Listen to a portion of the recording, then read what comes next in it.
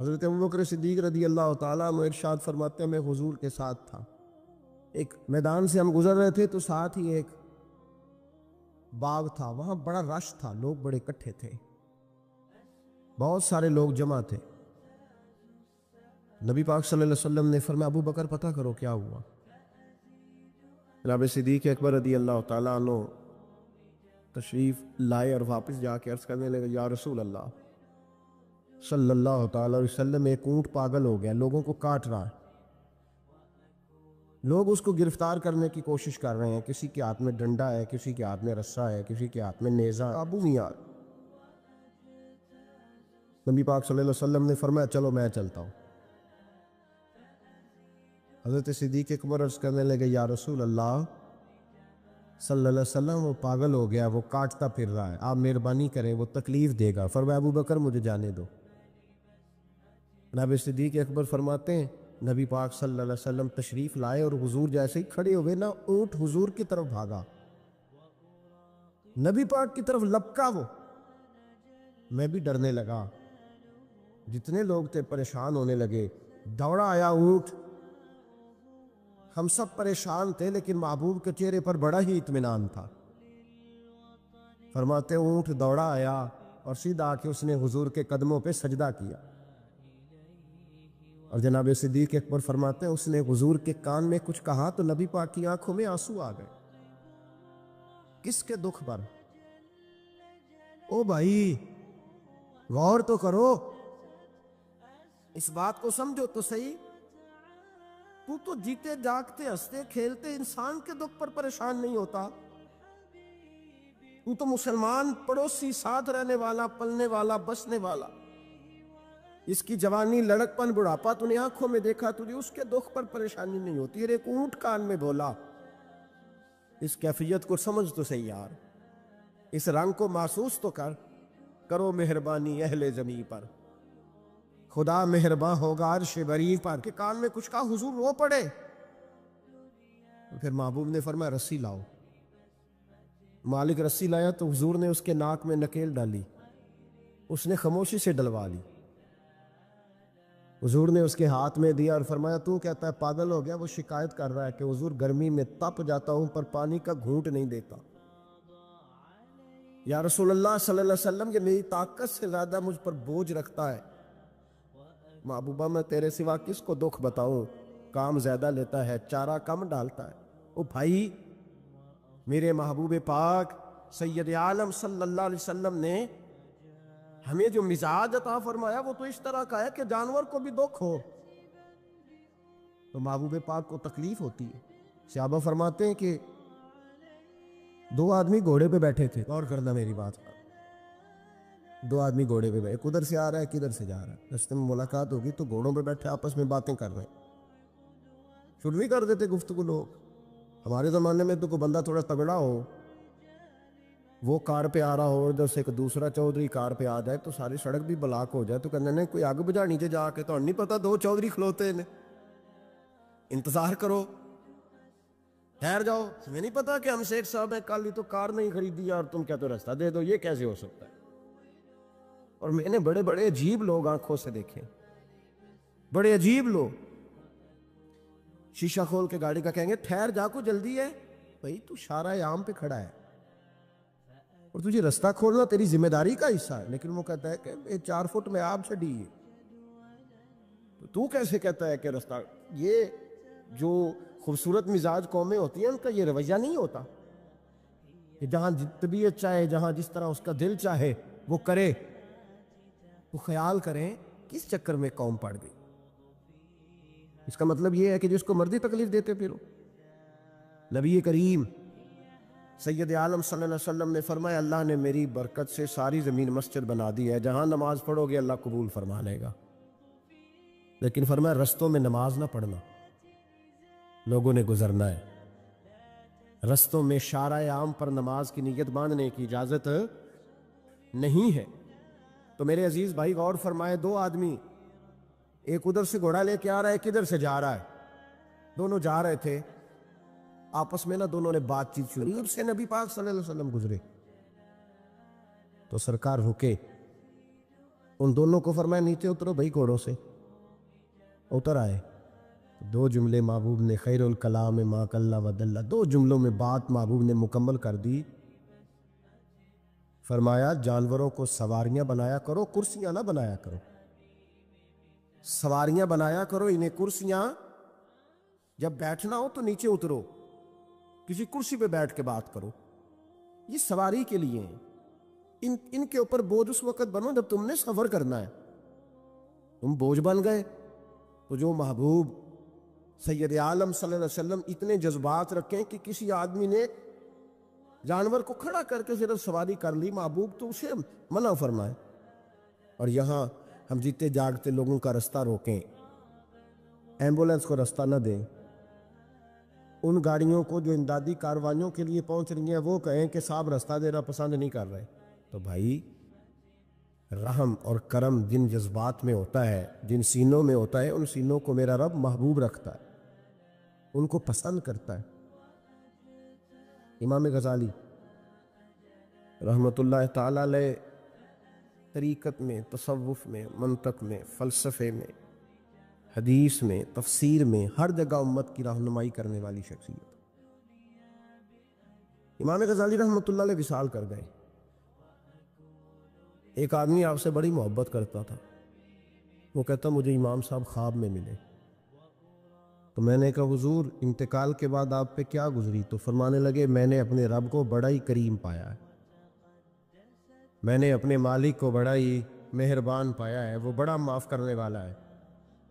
تو فرمانے لگے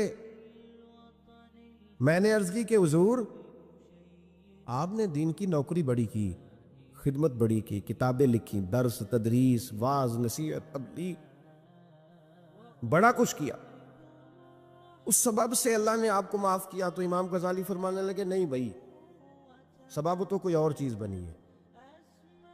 اب وہ کیا؟ تو امام صاحب فرمانے لگے میں ایک دن تحریر لکھ رہا تھا تو اپنا قلم میں نے سیاہی میں ڈبویا. گرمی بڑی شدید تھی. جب اس قلم کو میں لکھنے کے لیے اٹھا رہا تھا نا تو ایک مکھی آ کے بیٹھ گئی اور وہ سیاہی چوسنے لگی. میرے دل میں خیال آیا بیچاری پیاسی ہے، چلو اچھے طریقے سے چوس لینا، اس کی گرمی تھوڑی ٹھنڈی ہو جائے تو میں دوبارہ سے سیاہی لگا لوں گا. فرماتے ہیں میں نے اسے وہ موقع دیا، اس نے اچھے طریقے سے اس سیاہی کو پی لیا، وہ تو اڑ گئی، بات ختم ہو گئی، میں بھول گیا، کبھی یاد ہی نہیں آیا. فرماتے ہیں جب میرا حساب ہونے لگا تو مالک کونین نے پوچھا غزالی وہ جو مکھی پہ رحم کیا تھا تو تیرا اس سے کیا لالچ تھا؟ کیا لالچ تھا؟ نہ تو اس کا کوئی ووٹ بینک تھا، نہ تیرے کام آ سکتی تھی، نہ وہ کوئی ڈیوٹی کر سکتی تھی، نہ تیرے کوئی وہ تیری تعریف کر سکتی. اس بے زبان سے کیا لالچ تھا؟ کیوں موقع دیا؟ تو امام غزالی فرمانے لگے مولا تیری مخلوق سمجھ کے، اللہ تیری مخلوق سمجھ کے. تو رب کریم نے فرمایا تو میری مخلوق پہ رحم کرے تو میں تیرے اوپر رحم نہ کروں؟ کھول دو جنت کے دروازے، میں نے غزالی کو بے حساب جنت عطا فرما دی. بھائی شرط یہ ہے کہ تو دیکھ تو صحیح، کبھی تو نے رحم کھایا؟ تو نے کبھی توجہ کی ہے؟ ہمارے دائیں بائیں اتنے زیادہ دکھ نہیں جتنے زیادہ ہم لوگ ہیں، اتنے دکھ نہیں جتنے ہم ہیں. اگر تھوڑا سا غور کر، آپ یقین کریں ہماری گفتگو ہماری ذات سے شروع ہوتی ہے اور ختم بھی ہماری ذات پر ہی ہوتی ہے. او بھائی تو صرف اپنے آپ کو سجانے سنوارنے، جو میرے ذہن میں آیا، اور یہ جو ہمارے تعلقات ہیں نا دنیا میں، یہ بھی ہم نے اپنی ذات کے لیے رکھے ہوئے. یہاں تو سلام اس سے لوگ لیتے ہیں جس سے کوئی کام پڑتا ہے، یہاں تو 2 4 5 رشتے اس لیے رکھے ہوئے ہیں کہ کبھی کوئی مصیبت آ گئی تو کام آئیں. کچھ تعلقات اس لیے تو غریب کو دوست بھی نہیں ملتا، اس لیے کہ اس سے کسی کو کام کیا پڑے گا. لوگوں نے شناسائی بھی ان لوگوں سے رکھی ہوئی ہے جن سے کچھ نہ کچھ ان کے ذاتی مفادات میں بس. دل نرم ہوتا ہے نا، انسان کا دل نرم ہوتا ہے، تو وہ یہ نہ سمجھے کہ ایک آدمی کا دل نرم ہوا ہے، وہ سمجھے کہ پورے معاشرے پہ اللہ مہربان ہو گیا. دلوں کی نرمی معاشرے میں خوشبو پیدا کرتی، دلوں کی نرمی گھر بساتی ہے، دلوں کی نرمی انسانوں کا انسانوں سے رشتہ مضبوط کرتی ہے. دلوں کی نرمی انسانوں کو انسانوں سے بھی جوڑتی ہے اور انسانوں کو ان کے رب سے بھی جوڑ دیتی ہے۔ دل جب نرم ہوتے ہیں تو پھر معاشرے کے اندر پیار پھیلتا ہے، محبت پھیلتی ہے، مساوات قائم ہوتا ہے، تعلقات مضبوط ہوتے ہیں۔ اس لیے دل صحابہ کرام میں سے اگر کسی کا دل سخت ہوتا تھا تو وہ نبی پاک کی بارگاہ میں حاضر ہو کے دعا پوچھتا تھا۔ حضرت عائشہ صدیقہ نے کہا یا رسول اللہ صلی اللہ علیہ وسلم دل سخت ہو گیا، تو فرمایا یتیم کے سر پہ ہاتھ پھیرا کر، دل کو اللہ نرمی عطا فرما دے گا۔ ایک صحابی نے عرض کی حضور دل سخت ہو گیا، تو نبی پاک نے فرمایا موت کو یاد کیا کر، تیرا دل نرم ہو جائے۔ ایک نے کہا حضور میرا دل زنگ آلود ہو گیا، تو محبوب نے فرمایا قرآن پاک کی تلاوت کیا کر۔ دلوں کا زنگ اللہ تو یہ بہت بڑی بیماری ہے۔ اگر دل میں سختی آ جائے، انسان سخت گیر ہو جائے، لالچ کے رشتے قائم کرنے، تو بیمار ہو گئے۔ صحابہ اس کا علاج پوچھتے تھے، عرض کرتے تھے یا رسول اللہ اندر سختی آ گئی ہے، زنگ آلود ہو گیا مزاج، کوئی دعا تجویز کریں، تو محبوب دعا بتلایا کرتے۔ تو یاد رکھیں جب انسان انسانوں پہ رحم کرتا ہے، داتا گنج بخش علی حجویری رحمت اللہ علیہ کشف المعجوب کے اندر لکھتے ہیں، فرماتے ہیں ایک شخص تھا بنی اسرائیل میں، تو کسی پہاڑ کی چوٹی پر عبادت کرتا تھا۔ لوگ اس سے ملنے جاتے تھے، درویش لوگ جو ہوتے ہیں نا، ان کی بڑی بات ہوتی ہے۔ وہ نیک آدمی پہاڑ کی چوٹی پر عبادت کرتے تھے، بنی اسرائیل کے ولی تھے۔ لوگ ملنے جاتے تھے تو رستے میں ایک ڈھلان تھی، لوگ اوپر چڑھتے تو انہیں دقت ہوتی۔ ایک دن اس ولی کے دل میں خیال آیا یا اللہ تو اسے پیدا نہ کرتا تو کیا عرض تھا۔ رب کریم نے اس وقت کے نبی پیغمبر علیہ السلام کو وحی فرمائی کہ جب وہ آپ کے پاس آئے نا تو اسے کہہ دینا تو میری تخلیق پہ اعتراض کرتا ہے، اسے کہہ دینا کہ میں نے اس کا نام ولیوں کی صف سے کاٹ کر نافرمانوں کی صف میں لکھ دیا ہے۔ میری تخلیق پہ اعتراض کرتا ہے، میں نے جو بنایا حق اور سچ ہی بنایا ہے۔ وہ ملاقات ہوئی تو نبی علیہ السلام نے فرمایا بھئی رب فرماتا ہے تیرا نام کاٹ دیا ہے ولیوں کی صف سے اور نافرمانوں کی صف میں لکھا ہے۔ بندہ سجدے میں گر گیا، یا اللہ تیرا شکر ہے، یا اللہ تیرا شکر ہے۔ پیغمبر علیہ السلام فرمانے لگے تو بڑا بیوقوف ہے، مقام استغفار اور شکر ادا کر رہا ہے۔ کہنے لگا حضور آپ نے بات ہی بہت بڑی کر دی ہے، میرے رب نے میرا نام لیا ہے، میں کہا وہ کہا، اس نے کہا کہ نام کاٹا ہے، میرے رب نے۔ اللہ اکبر، میں تو سوچ بھی نہیں سکتا تھا کہ میرا ذکر اور وہاں ہوگا، اما میں تو اس کھاتے میں ہی نہیں تھا، اتنی بڑی جگہ میرا تذکرہ ہوا۔ اللہ اکبر۔ پھر وہ عرض کرنے لگے پیغمبر علیہ السلام سے، کہنے لگے ایک آپ نے پیغام دے دیا، اب آپ میرا بھی ایک پیغام رب کریم کے حضور ناز عرض کر دیجئے گا۔ فرمایا وہ کیا؟ کہا عرض کیجئے گا مالک سے کہ مولا مجھے تیری مخلوق سے بڑا پیار ہے۔ وہ جو میں نے ڈھلان کی بات کی تو اس لیے کی تو دلوں کے حال جانتا ہے کہ لوگوں کو تکلیف ہوتی، مالک کی بارگاہ میں عرض کرنا کہ میرا وجود بہت بڑا کر دے۔ آپ نے کہا ہے نا نافرمانوں کی لسٹ میں چلا گیا ہوں، اب جہنم میں جلوں گا، تو عرض کرنا کہ میرا وجود بڑا کر دے۔ پڑا سارے دوزخ میں میں اکیلا ہی پورا آ جاؤں، میرا نہیں دل کرتا اللہ کا کوئی اور بندہ جہنم میں جلے، مجھے اس کی مخلوق سے بڑا پیار ہے۔ جب یہ لفظ کہے تو پیغمبر وہیں کھڑے تھے، اللہ نے وہی فرمائی، اس سے کہو تو میری مخلوق سے پیار کرتا ہے تو میں تجھ سے پیار نہ کروں؟ اس سے کہو تیرا گناہ بھی بخش دیا، تجھے دوبارہ ولی بھی بنا لیا، بغیر حساب جنت بھی دی، اور قیامت میں جس جس کی تو سفارش کرے گا میں اسے بھی جنت عطا کرتا چلا جاؤں۔ شرط یہ ہے کہ تو اللہ کے بندوں سے پیار کرے۔ خدا کے بندے تو ہیں ہزاروں، بنوں میں پھرتے ہیں مارے مارے، میں اس کا بندہ بنوں گا جس کو خدا کے بندوں سے پیار ہو، میں اس کا بندہ بنوں گا جس کو خدا کے بندوں سے پیار ہوگا۔ رحمت کا جذبہ، نرمی، کسی کی خیر خواہی، کسی کے حق میں یہ رویہ کہ میری ذات سے کسی کو نفع ہو جائے، کسی کا فائدہ ہو جائے، کسی آدمی کو کچھ مل جائے۔ مولا رومی ایک بڑی عجیب بات لکھ گئے مثنوی میں، فرمانے لگے بادشاہ بننا چاہتے ہو، مخلوق کے رہنما، مقتدا، لیڈر، سربراہ بننا چاہتے ہو؟ آپ کے سامنے بیٹھے لوگوں نے کہا حضور ہر بندہ ہی چاہتا ہے، تو فرمایا پھر مخلوق کے خدا سے پیار کرنا شروع کر دو۔ مخلوق کا بادشاہ وہ نہیں ہوتا جو دھوکہ دے کے ان کا لیڈر بن جاتا ہے، اس کے دھوکے تو کچھ دنوں میں کھل جاتے ہیں، سامنے آ جاتے ہیں۔ جو آدمی ڈنڈے کے زور پر بادشاہ بنتا ہے اس کی بادشاہی جسموں پر ہوتی ہے، روحوں پر نہیں ہوتی۔ فرمایا تم مخلوق سے پیار کرنا شروع کر دو، اللہ کی مخلوق تمہیں اپنا رہنما کہنا شروع کر دے گی۔ لیکن محبت کرو گے تو سربراہ بنو گے، پیار کرنے سے بنو گے، لوگوں کے ساتھ اچھا رویہ رکھنے سے، با اخلاق ہونے سے بنو گے۔ سیاست کے ساتھ بنو گے تو کچھ دیر کا ہمارا معاملہ ہوگا، پھر وہ سمٹ جائے گا، ختم ہو جائے گا۔ عزیزو یاد رکھیں، محمود غزنوی رحمت اللہ تعالیٰ علیہ سے کسی نے کہا تھا کہ آپ شروع سے ہی رئیس اعظم ہیں؟ فرمانے لگے نہیں، میرے والد اللہ کی مخلوق پہ رحمت کرتے تھے تو اللہ نے انہیں بادشاہی عطا فرما دی۔ محمود غزنوی خود کہتے ہیں کہ وہ لوگوں پہ میرے والد رحم کرتے تھے تو رب نے مخلوق پر رحم کرنے کی برکت سے انہیں بادشاہی عطا فرما دی۔ محمود غزنوی کے والد جو تھے سبکتگین ان کا نام تھا، تو شکار کے بڑے شوقین تھے، شکار کرنے کے لیے جنگل میں جایا کرتے تھے، کچھ بیچا کرتے تھے، کچھ کھا لیا کرتے تھے۔ کہتے ایک دن میں صبح گیا، شام تک میں نے شکار ڈھونڈا پر مجھے کوئی چیز نہ ملی۔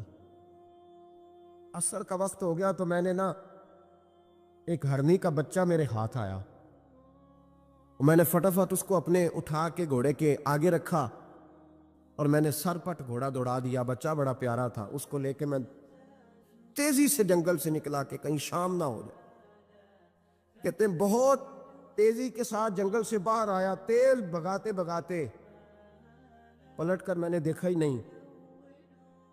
جب سارا جنگل گزر گیا، آبادی آئی، ذرا سستانے کے لیے میں رکا، میں نے پلٹ کے دیکھا تو وہ ہرنی جس کا میں بچہ اٹھا کے لایا تھا وہ بھی میرے پیچھے پیچھے بھاگی آ رہی۔ کہتے میں نے پلٹ کر اس کی طرف دیکھا تو اس جانور کی آنکھوں میں عجیب سی میرے حق میں عجیب سی گزارش تھی، گویا ماں منت کر رہی تھی کہ میرا بیٹا واپس کر دے۔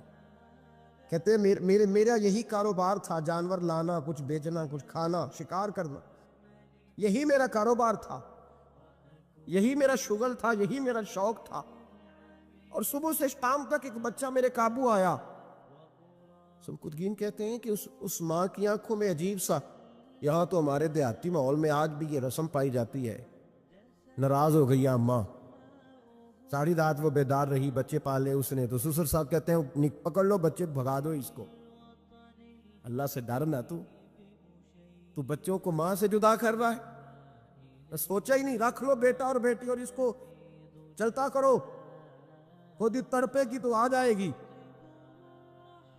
محمود غزنوی کے والد کہتے ہیں اس ماں کی آنکھوں میں نے جب وہ تجسس دیکھا تو ایک منٹ میں نے فیصلہ کیا۔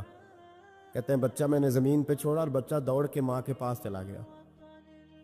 ماں نے اسے لے کے ٹانگوں میں اس کو چوما، اس سے پیار کیا، ہرنی پیار کرنے لگی۔ فرماتے پھر میں نے دیکھا کہ وہ ماں بیٹا جنگل کی طرف چلے، تھوڑا سا آگے جا کے تو وہ ہرنی پھر لوٹ آئی، میری طرف اس نے دیکھا، یوں لگا جیسے میرا شکریہ ادا کر رہی، اور کہتے ہیں اس کی آنکھوں میں نے عجیب سی روشنی دیکھی، وہ تو لوٹ گئی، اور جتنا سکون مجھے آج ہوا زندگی میں پہلے کبھی نہیں ہوا تھا۔ مجھے یوں لگا جیسے وجود کے سارے بوجھ اتر گئے۔ میں گھر گیا، وضو کی اور عشاء کی نماز کی نیت، عصر مغرب تو رستے میں ہو گئی، عشاء کی نماز پڑھی تو اتنا لطف سجدے میں آیا جتنا پہلے کبھی نہیں آیا تھا۔ کہتے ہیں اسی وضو میں، عشاء کے وضو میں سو گیا، میری آنکھ لگی تھی کہ مجھے مدینے والے رسول کا دیدار نصیب ہو گیا۔ محبوب پاک علیہ السلام میری خواب میں آئے اور حضور نے فرمایا تو نے آج اللہ کی مخلوق پہ رحم کیا ہے تو رب نے تجھے اپنی مخلوق کا سربراہ بنانے کا فیصلہ فرما لیا ہے، اب بادشاہیاں تیرے ہاتھ میں آئیں گی، اب تو بادشاہ بنے گا اور اللہ کی مخلوق کو آگے لے کر کے چلے گا، ان کی رہنمائی اور پیشوائی تو کرے گا۔ تو بھائی وہ حضرت حافظ سعدی رحمت اللہ علیہ نے ایک مقام پہ فرمایا کرنے لگے، میں نے 20-22 سال کے بوڑھے بھی دیکھے اور میں نے 80-90 سال کے نوجوان بھی دیکھے۔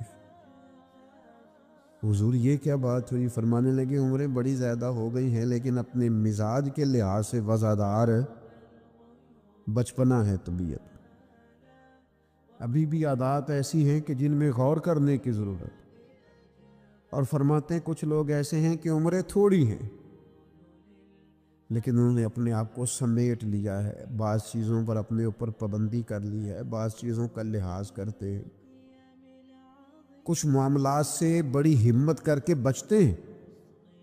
پھر انہوں نے نتیجہ نکالا، کہنے لگے میں اس نتیجے پہ پہنچا ہوں کہ بزرگی عمر کے ساتھ نہیں ہوتی، علم اور حلم کے ساتھ ہوتی ہے۔ حضرت غوث اعظم رضی اللہ تعالیٰ عنہ 2000 دینار کا جوڑا پہن کے جمعے کا خطبہ دیتے تھے۔ 2000 دینار کا جوڑا۔ تو آپ کی اہلیہ نے ایک دن کہا کہ حضرت کئی دفعہ ایسے ہوتا ہے کہ صبح کا کھانا گھر میں ہوتا ہے اور شام کا نہیں ہوتا، لیکن آپ جب منبر کی طرف بڑھتے ہیں تو آپ کا لباس اتنا شاہانہ ہوتا ہے کہ لوگ سمجھتے ہیں پتہ نہیں ہم کتنے کو مالدار ہیں۔ تو حضرت فرمانے لگے یہی تو میں چاہتا ہوں، میں نہیں چاہتا کہ میں پھٹے کپڑے پہن کے رکھوں اور لوگ جاتی دفعہ میرے ہاتھوں میں نذرانہ تھما کے جائیں کہ یہ رکھ لیں، لباس لے لیجئے گا۔ فرمایا اس طرح کا لباس پہنیں گے، اس طرح کی وزاداری اختیار کریں گے کہ جدھر جدھر سے گزریں گے لوگ سمجھیں گے کہ اللہ نے دینداروں کو بڑا بے نیاز بنایا ہوا ہے۔ ہم اپنی وزاداری کے اندر کیوں کوئی کمزوری لائیں؟ مزاج کے اندر آپ یقین کریں حضرت سعدی شیرازی قرضہ پکڑ کے مہمان نوازی کرتے، قرضے پکڑ پکڑ کے لوگوں کو کھانا کھلانا، اس لیے کہ وزاداری قائم رہے اور کسی جگہ کسی کمزوری کا اظہار نہیں کرنا تاکہ کسی کو پتہ نہ چل جائے، کوئی یہ نہ سمجھے کہ دین کے نام پہ آئے ہیں تو بار بار یہاں سے سوال ہو رہا ہے۔ تو یہ حیا ہے، یہ خوبصورتی ہے، یہ مزاج کا حسن ہے۔ رسول رحمت صلی اللہ تعالی علیہ وآلہ وسلم نے ہمیں ایک اور حیا کرنے کا بھی کہا ہے، اس پر بھی حضور نے ہماری توجہ دلائی۔ وہ حیا کیا ہے؟ وہ ہے اپنے رب سے حیا کرنا، اپنے مالک سے حیا کرنا۔ جب ہم لوگوں کے بیچ ہوتے ہیں تو لوگوں سے حیا کرتے ہیں۔ حضرت عثمان غنی رضی اللہ تعالیٰ عنہ غسل خانے کی 4 دیواری کے اندر بھی غسل کرتے تھے تو تہمت باندھ کے۔ تو گھر والوں نے یہ کسی نے پوچھا کہ حضور غسل خانہ چاروں جانب سے بند ہے اور اس کے اوپر چھت ہے اور آپ اس میں غسل کر رہے ہیں تو پھر بھی آپ تہمت کے ساتھ اور بڑا سمٹ کے اور بڑا کونے میں بیٹھ کے۔ تو آپ فرمانے لگے جب لوگوں کے بیچ ہوتا ہوں تو لوگوں سے حیا کرتا ہوں، جب تنہا ہوتا ہوں تو رب سے حیا کرتا ہوں۔ حضرت امام اعظم ابو حنیفہ گھر کی 4 دیواری میں بھی ننگے سر نہیں بیٹھتے تھے، ٹانگیں پھیلا کے نہیں بیٹھتے، فرماتے تھے سوتے وقت یہ کام کروں گا۔ میں گھر میں بھی وہ لہجہ اختیار نہیں کرنا چاہتا، اس لیے کہ میں اس رب کا ماننے والا ہوں جو حی و قیوم، جو ہر جگہ دیکھتا ہے، رب سے بھی حیا۔ اور آپ کو پتہ ہے ہمارے صوفیاء نے فرمایا ہے کہ سب سے زیادہ اللہ سے وہ بندہ حیا کرتا ہے جو اپنی خیالات پر کنٹرول کرتا ہے، اپنے جذبات پر کنٹرول کرتا ہے، جو وسوسوں کو نہیں آنے دیتا، جو اپنی طبیعت میں کوشش کرتا ہے کہ اچھے خیالات ہی رہیں، وسوسے آئیں تو جھٹک دیے جائے، اس لیے کہ وہ نبی پاک علیہ السلام کا جو فرمان موجود ہے نا کہ رب نہ تمہاری جیبیں دیکھتا ہے نہ صورتیں دیکھتا ہے، وہ جب دیکھتا ہے تمہارا دل دیکھتا ہے۔ تو وہ حیا کرتے ہیں کہ دل میں کوئی ایسا خیال آئے جو غلط ہو، برا ہو، گندا ہو، چونکہ مالک نے دیکھنا ہے، وہ اس لیے خانہ دل کو صاف رکھتے۔ لیکن نہ کوئی مہمان گھر میں آتا ہے تو لوگ فٹافٹ صفائی نہیں کرتے، چیزیں نہیں اٹھاتے کہ وہ کیا سوچے گا، یہ کتنے میلے کچیلے، وہ کہ مہمان نے دیکھنا ہے۔ وہ لوگ تو وہاں بھی وزادار تھے جہاں بات کرنے کی ضرورت ہے۔ نبی پاک علیہ السلام نے صحابہ سے پوچھا کہ وہ کون سا درخت ہے جس کی مثال مومن کی طرح ہے، تو حضرت عبداللہ ابن عمر فرماتے ہیں مجھے سوال کا جواب آتا تھا کہ وہ کھجور کا درخت ہے، لیکن چونکہ حضرت عمر بیٹھے تھے میرے والد، چونکہ حضرت صدیق اکبر بیٹھے تھے، چونکہ حضرت عثمان غنی بیٹھے تھے، چونکہ علم و حکمت کے تاجور مولا علی بیٹھے تھے، مجھے جواب آتا تھا، لیکن حضرت عبداللہ ابن عمر فرماتے ہیں حیا مانے تھی، حیا نے مجھے منع کیا کہ اتنے بزرگ بیٹھے ہوں اور تو جواب دیتا پھرے۔ ہمارے مفسرین کرام نے یہاں لکھا ہے کہ اساتذہ اور مشائخ کی موجودگی میں علم بتانا بھی منع ہے۔ آپ کے بڑے بیٹھے ہوں، آپ تقریر کرنے سے بھی لحاظ کریں، آپ وہاں کوئی مسئلہ نہیں بیان کریں۔ یہاں تو بڑے معاملات اور ہو جاتے ہیں، ہمیں اپنے بزرگوں کے سامنے ایک خاص وزاداری وہ بندے کو خوبصورت کرتی ہے۔ حضرت عباس حضور کے چچا ہیں، ان کے بیٹے جناب عبداللہ ابن عباس فرماتے ہیں میرے والد سے کسی نے پوچھا تھا آپ بڑے ہیں کہ نبی پاک؟ تو بڑی سادی سی بات ہے، چچا بڑا ہی ہوتا ہے عمر میں، آپ بڑے ہیں کہ نبی پاک؟ تو یہ وزاداری ہے، یہ کمال وزاداری ہے۔ یہ ان لوگوں کا طریقہ ہے جو بڑے رسیلے سجیلے، جو بڑے خوبصورت لوگ ہوتے ہیں، جن کے لہجوں سے لفظ نہیں شہد ٹپکتا ہے۔ حضرت عباس رضی اللہ تعالیٰ عنہ فرمانے لگے کیا کہا تم نے؟ میں بڑا ہوں کہ حضور؟ فرمانے لگے بڑے تو حضور ہی ہیں، پیدا پہلے میں ہوا تھا، ولادت پہلے میری ہوئی تھی، بڑے بہرحال وہی ہیں، پیدا پہلے میں ہوا تھا۔ یہ جو وزاداریاں ہیں، یہ جو خوبصورتیاں ہیں، یہ جو آپ کے مزاج کے اندر خوبصورتی ہے، یہ جو لہجے کے اندر حسن ہے، یہ ایک بڑا ضروری کام ہے۔ بہت سارے لوگ دینی لوگوں سے مسئلہ پوچھنے آتے ہیں، لیکن ان میں 60% لوگ وہ ہوتے ہیں جو مسئلہ پوچھنے نہیں آتے، مفتی صاحب کو مسئلہ بتانے آتے ہیں۔ میری طرح کا بندہ تو چونکہ ذرا جلدی قائل ہو جاتا ہے، وقت تھوڑا ہوتا ہے تو بہت سارا ٹائم نہیں دے پاتے، تو میں کہتا ہوں کہ آپ کے خیال میں جو مجھے کہنا چاہیے وہ آپ مجھے بتا دیں، میں آپ کو کہہ دیتا ہوں، کیونکہ آپ جو چاہ رہے ہیں وہ تو ہے آپ کی مرضی کا فتویٰ۔ تو مجھے آپ بتا دیں بھلا اس سوال کا جواب کیا ہونا چاہیے، میں آپ کو بتا دیتا ہوں۔ لیکن اگر آپ مجھ سے پوچھنے آئے ہیں تو پھر آپ حوصلہ کریں، پھر دین جو بات کہتا ہے وہ مجھے بیان کرنے دیں، پھر مرضی کا فتویٰ حاصل نہ کریں، پھر ذرا رکیں۔ اور یہی حالت بہت سارے اللہ ماشاء اللہ شاگردوں کی ہوتی ہے۔ ان کا خیال ہوتا ہے استاد میری مرضی کے حساب سے تعلیم دے، مریدین کا خیال ہوتا ہے کہ شیخ اس طرح کر کے چلے۔ تو بھئی تیری شرطوں پہ ہی کرنا ہے اگر تجھ کو قبول، تو یہ سہولت تو مجھے سارا جہاں دیتا ہے۔ اگر تیری شرطوں پہ تو نے آنا ہے کہ میرے پاس یہ ٹائم ہے تو اس ٹائم آؤں گا، تو میں اس وقت پسند کرتا ہوں تو میں اس وقت آؤں گا، تو آپ اگر یہ کہیں گے تو پھر میں یہ تیری شرطوں پہ ہی کرنا ہے اگر تجھ کو قبول، یہ سہولت تو مجھے سارا جہاں دیتا ہے۔ پھر تو ٹھیک ہے، اگر ہم نے کچھ لوگ کچھ دو کی پالیسی پہ ہی تعلق بنانا ہے تو پھر استادی شاگردی تو نہ ہوئی، پھر تو ٹھیک ہو گیا، پھر جرانے کریں گے، دوستیاں کریں گے، اس طرح کے لوگ تو ڈھیروں مل جاتے۔ اپنی زندگی کے اندر وزاداری، خوبصورتی، ٹھہراؤ، لہجے کے اندر حسن، مزاج کے اندر ایک کمال۔ حضرت امام مالک رحمۃ اللہ علیہ کو کسی بات پر امام اعظم نے بڑا ڈانٹ دیا، شاگرد تھے، بڑا ڈانٹ دیا، سخت ڈانٹا، اور اس کے بعد بھی وقفے سے کبھی کوئی ایسی بات ہوتی تو امام صاحب کہتے ہیں میری طبیعت سے وہ غصہ نہ جاتا کہ یار اس نے ایسا کیوں کیا۔ کچھ عرصے کے بعد جا کے وہ بات کھلی کہ جس بات پر امام ابو مالک کو ڈانٹا ہے ان کی تو غلطی نہیں تھی، دوسرے کلاس فیلو کی غلطی تھی، کیونکہ انہوں نے تو یہ بات کہی نہیں، تو کسی اور نے کہی تھی اور نام ان کا لگ گیا۔ بچے کر دیتے ہیں نا شرارت، کسی نے کی، نام کسی۔ تو امام اعظم ابو حنیفہ رحمۃ اللہ علیہ امام مالک سے کہنے لگے بیٹا تم نے بتایا کیوں نہیں، اتنی ڈانٹ کھا لی۔ حضرت امام مالک نے سر جھکا لی،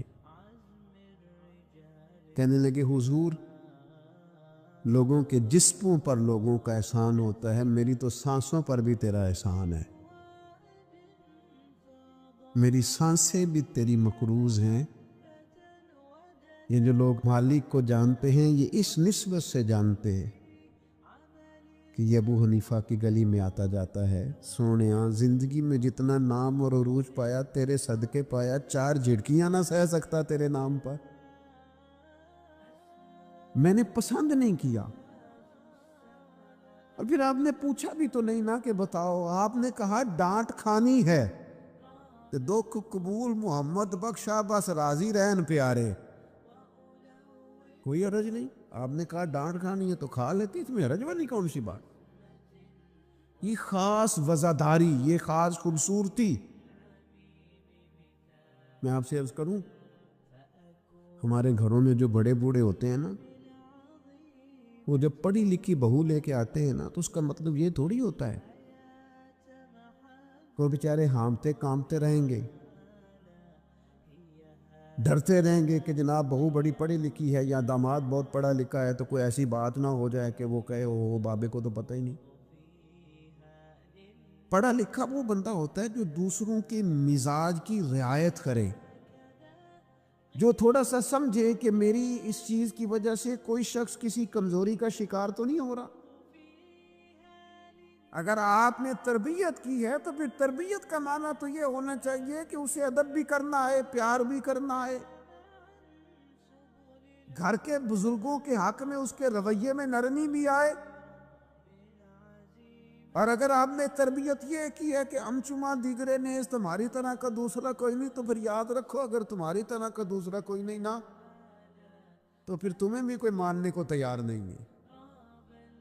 پھر جعلی روب اور ہوتا ہے اور دلوں میں محبت اور ہوتی ہے، پھر ان چیزوں میں فرق ہوتا ہے۔ اگر آپ تعلیم یافتہ ہیں تو آپ دوسروں کے مزاج کی رعایت کریں۔ آپ کو پھر حضرت مولا علی شیر خدا رضی اللہ تعالیٰ عنہ سے کسی آپ نے فرمایا ایک مقام پہ فرمایا ہر چیز کی زکوٰۃ ہوتی، عقل کی زکوٰۃ پتہ کیا ہے؟ حضور کیا فرمایا؟ عقل کی زکوٰۃ جاہلوں کے ساتھ گزارا کرنا ہے۔ تیری عقل کی زکوٰۃ نکلے گی، تجھے پتہ چلے گا کہ تو کس طرح گزارا کرتا ہے۔ اور اگر تو جاہل سے گزارے نہیں کر سکتا تو پھر اس کا مطلب یہ ہے کہ تو نے علم کو سمجھا۔ عزیز دوست آپ غور فرمائیں اور اس پر آپ توجہ رکھیں گے کہ وزاداری، لفظوں کا چناؤ، قرآن مجید نے کہا یا ایھا الذین آمنوا لا تقولوا رائنا وقولوا انظرنا۔ اے ایمان والو، تم نے جب میرے محبوب سے بات کرنی ہے تو رائنا نہیں کہنا، انظرنا کہنا ہے۔ یہ نہیں کہنا حضور سمجھ نہیں آئی رعایت کر دے، یہ کہنا یا رسول اللہ ایک نظر کرم کر دے، ذرا بات دوبارہ سمجھا دیں۔ آپ اچھے جملے تلاش کے، وزاداری کے ساتھ، ایک خاص حیا کے ساتھ۔ حضرت مولا علی شیر خدا فرماتے ہیں حضور سے مسئلہ پوچھنا تھا۔ مسئلہ پوچھنا بڑا ضروری کام ہے، اگر آپ مسئلہ دریافت نہیں کرتے تو بڑا عرصہ تک ماحول اس طرح کا رہ جاتا ہے کہ جس سے آپ جہالت میں ہی وہ کام کرتے رہتے ہیں۔ مسئلہ پوچھیں گے تو بات بہتر ہوگی، آپ بات پوچھ لیں گے، بات کلیئر ہو جائے گی، آپ پھر صاف ستھرے معاملے کے ساتھ عمل کر سکیں گے۔ تو حضرت مولا علی کہتے ہیں حضور سے مسئلہ پوچھنا تھا، سوال کرنا بڑا ضروری ہے، خود حدیث پاک میں موجود ہے سوال کرنا آدھا علم ہے۔ لیکن حضرت علی کہتے ہیں نبی کریم سے مسئلہ پوچھنا تھا، میں نے مہینوں انتظار کیا، ہفتوں انتظار کرتا میں، میرا خیال تھا کہ میں سوال کی تکلیف بھی نہ دوں، کوئی اور آ جائے آ کے حضور سے مسئلہ پوچھ لے۔ حیا مانی تھی میں داماد ہوں حضور کا رشتے میں۔ کچھ ایسی باتیں ہیں جو حیا کے مانند میں سوال نہ کرتا، میرا دل ہوتا کوئی اور پوچھ لے، وہ پوچھے گا حضور بتائیں گے، ساتھ میرا مسئلہ بھی حل ہو جائے گا۔ لیکن جہاں لوگ بے باکی کو اور بے حیائی کو کہتے ہیں جی او ہو میں پرواہ نہیں کرتا، تو یہ تو بھئی آپ نہیں پرواہ کرتے تو آپ کی مرضی ہے. اور ہمارے زمانے میں ویسے بھی جو زیادہ بدتمیز ہوتا ہے اس کا عروج بھی زیادہ ہوتا ہے. بدتمیزوں سے لوگ ڈرتے ہیں. بدتمیز جو ہوا لوگ اس سے ڈرتے ہیں, کہتے ہیں کوئی ایسی بدتمیزی کر دے گا کہ بعد میں دقت ہوگی. وہ شریف آدمی اس سے جھجک رہا ہوتا ہے, وہ سمجھ رہا ہوتا ہے میں بڑی شے ہوں. تو کچھ بھی نہیں ہے بھائی, تو بدتمیز ہے. اور کچھ لوگ گاند سے اس لیے بچتے ہیں کہ اس میں روڑا پھینکا تو چیٹے پڑیں گے, پھر کپڑے بدلنے پڑیں گے, نہانا پڑے گا, اس لیے لوگ بچ کے گزرتے ہیں. تیرا خیال ہے کہ تجھ سے بڑا لوگ ڈرتے ہیں؟ تو اپنی زندگی میں وزاداری, شرم و حیا, اللہ کریم ہم سب کے دلوں میں اطمینان اور سکون عطا فرمائے, اور اللہ تعالیٰ محبوب کے قدموں کا صدقہ ہمیں وزاداری نصیب کرے.